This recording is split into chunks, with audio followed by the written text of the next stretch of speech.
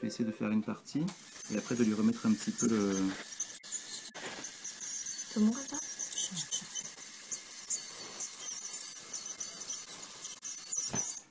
Ce que j'essaie de ne pas faire pour l'instant, c'est de mettre un petit padan ou un écarteur sur la mâchoire. Parce qu'en fait, de les laisser après trop longtemps la mâchoire ouverte, ça peut gêner au niveau de l'articulation. C'est-à-dire de rester immobile, genre un quart d'heure avec la gueule ouverte. Un peu comme nous, ça nous gêne un Bah peu. ouais. Ah ouais. Je le ferai après pour contrôler les dents du fond. Là déjà, je peux pas mal avancer. Hop. On va voir si comme ça on arrive à le gérer. On lui refait des petites doses. Normalement, ils sont pas intubés quand on les détarde. On peut les intuber aussi, mais ils sont tellement fins à l'entrée de la ouais, trachée sont... qu'il faut des sondes pédiatriques et parfois ça les irrite. Donc on va le faire sur des grosses chirurgies où c'est plutôt obligatoire. Quand on a des problèmes de surrénal par exemple, ça arrive qu'il faille les enlever, mais c'est des opérations qui durent très longtemps. Et donc là, on va les intuber. Et parfois c'est c'est assez long les intuber parce que ils ont la gueule très profonde. Et puis en fait, il faut vraiment des tout petites sondes. Ouais. Et... Oui, ici, avec des gros... Et comme la gueule est toute petite, parfois d'avoir la sonde au milieu alors qu'on va détartrer, c'est finalement parfois plus long, plus délicat, quoi. Oh, ça va, il a l'air de bientôt revenir. Ouais. Une petite grosse. C'est vrai qu'elle a les dents, il y a qu'elle, hein. Ouais, il peut y avoir un peu des prédispositions à la production de tartre. Hein. Nous, des fois, on voit des animaux de la même race, mais franchement, il y en a qui n'ont pas de tartre et d'autres qui en ont plein. Hein. Ouais, c'est un peu comme nous. Ouais, c'est pareil. Hein. C'est trop mignon quand même, un furet.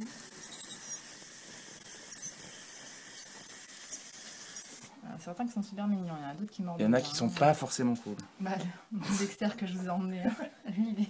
Je vous laisse tenir comme ça, je vais essayer de me créer un mini padan. Il fait quoi? Il l'a mordu, c'est ça? Non, il me mordait moi en fait, il me mordait énormément. Ouais. Il y a plein de choses qui n'existent pas en fait, ou qui existent mais qui sont pas forcément des investissements intéressants. Ouais. Mais là, même pour des petits chats ou des petits chiens, des fois on crée comme ça un padan avec c'est un bouchon d'aiguille en fait. Mais on peut choisir vraiment la taille pile poil de ce que l'on veut. Ouais, ça c'est pratique. Hop.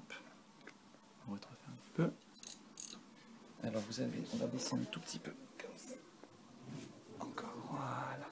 Ah, c'est pour pas qu'il avale de l'eau. Eh oui. Parce que là, ça serait... Je vais monter la table, attention. Sûr que s'il avale de l'eau, c'est pas bon pour lui. Hein. Moi, je voulais essayer de tester. J'avais un appareil d'écho qu'on m'avait prêté là. Et je voulais essayer de tester pendant qu'elle dormait. Mais le transporteur, il est déjà venu le chercher. On me l'a prêté 3 jours. Il devait venir cet après-midi, il est venu là maintenant. Tant pis. Quel dommage. Et parce qu'en fait, ils m'ont prêté l'appareil avec des sondes vraiment prévues NAC en fait. Ah oui. Donc je voulais voir si on arrivait à avoir quelque chose de bien quoi. Ouais, un peu mieux à l'intérieur au niveau de... Bah, c'est des sondes vraiment très particulières. Mais c'était comme les sondes comme ça coûte genre 5000 €. Ah ouais? C'est des budgets énormes. Ah ouais. C'est ça qui est dommage, c'est pour des si petits animaux, c'est des prix qui sont... Voilà, en fait, comme c'est la même technologie que des gros animaux, les budgets ils sont les mêmes quoi. Voire même c'est parfois plus cher parce que il faut des plus petites sondes, il faut des plus petits appareils. Et en fait la miniaturisation, ça coûte cher quoi. Comme les téléphones, c'est comme voilà. Oui, c'est vrai que les téléphones... Les ordinateurs, au plus ils sont petits, au ouais, plus c'est cher. Pour un ordi normal qui fait une taille normale et tu prends un Mac, c'est plus petit, tu vas le payer le double voire le triple. C'est ça. Bah, les téléphones, hein. Avant, ils étaient super épais, là les téléphones ils font la moitié de celui-là quoi. Ça va arriver parce que maintenant c'est de plus en plus répandu. Ouais, ça se démocratise. Ouais, mais bon, c'est long à arriver quoi. Pourtant, les furets, il y en a plein qui en ont.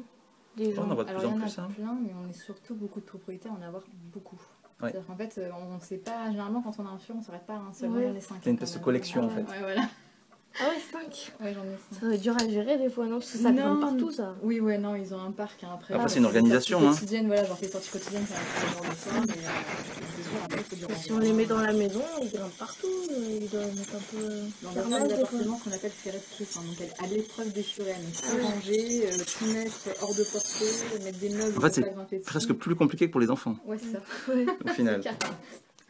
Ah ben une fois qu'on a eu un furet, un enfant à côté, c'est facile. Hein. Facile. Alors 5 furets, bon c'est...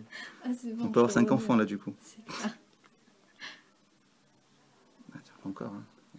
Et ben hier, on en a fait une bonne parce qu'on a récupéré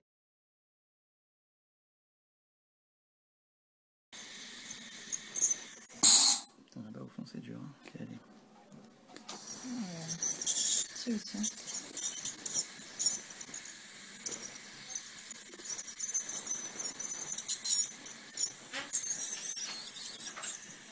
Voilà. Pas mal là. Je sais que tu te réveilles, mais je voudrais juste voir ce côté. Pas une langue que t'as là. Hop. Hop. Allez, dernier passage.